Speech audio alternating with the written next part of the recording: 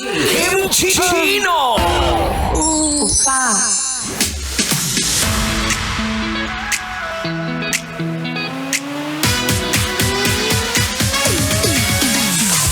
Isang malakas na sigaw para sa mga taong mahilig sa gwapo at maganda lang.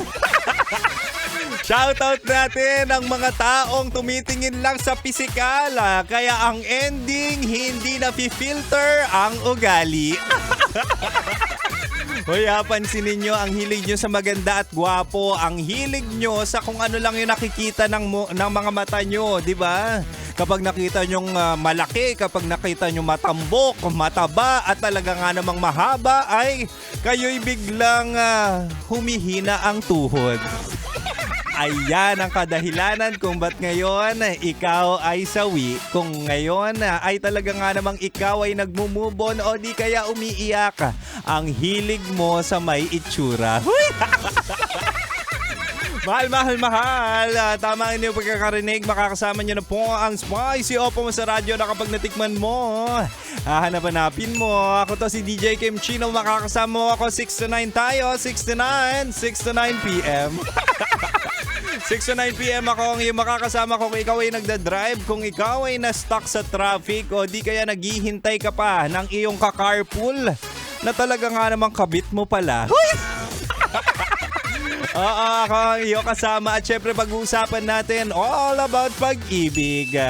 Uy, di ba totoo yun? Minsan ang turn on na hindi laging dapat sa physical lang tayong aspeto. Minsan kasi o madalas, mas malakas din ang hatak ng mga maliliit na bagay na napapakita ng karakter, ng talino at syempre emotional connection. Kaya naman tonight sa ating Chinitox, usapang pag-ibig mula sa Spicy Opa mo na si DJ Kim Chino.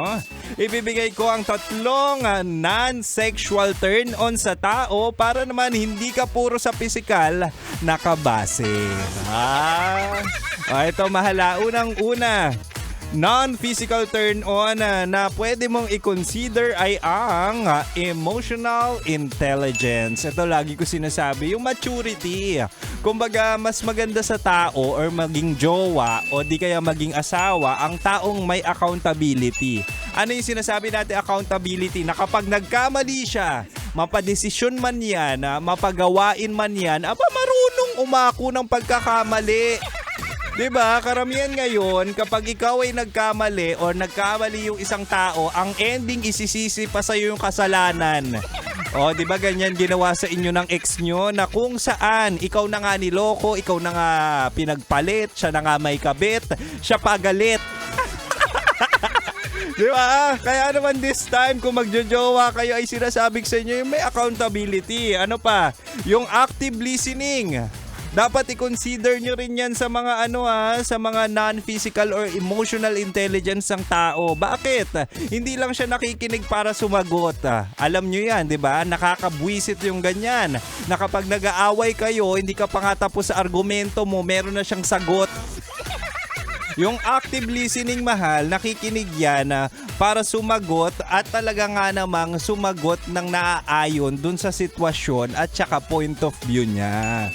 Kumbaga naaalala niya kahit yung mga maliliit na detalye, naaalala niya yung mga talking points niyo na kinwento mo noon, yung mga ganung bagay. At the end of the day, mahal ang precious nun.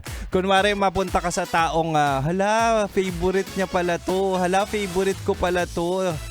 May regalo siya kasi nabanggit kong gusto kong matikman. Ganun. Ang sarap makaramdam ng ganung pagtrato na kung saan maliliit na detalye ay talaga nga namang naaalala at pinapakain sa'yo. Pinapakain yung mga cravings mo na sinabi mong gusto mong matikman. Ayun yung yun yung active listening. Kaya naman, mahal, on your consideration or sabihin na natin sa standards, dapat ang next mong jojowain ay may emotional intelligence.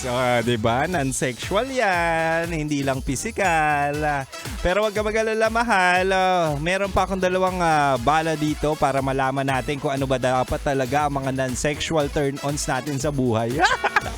But for now, rakrakan music muna tayo at hanggang 9pm pa naman si Kim Chino. Kaya mahal, dito ka lang. Dito ka lang sa 90.7 Love Radio. Kailangan pa bang i-memorize yan? Basic! Metro's number one.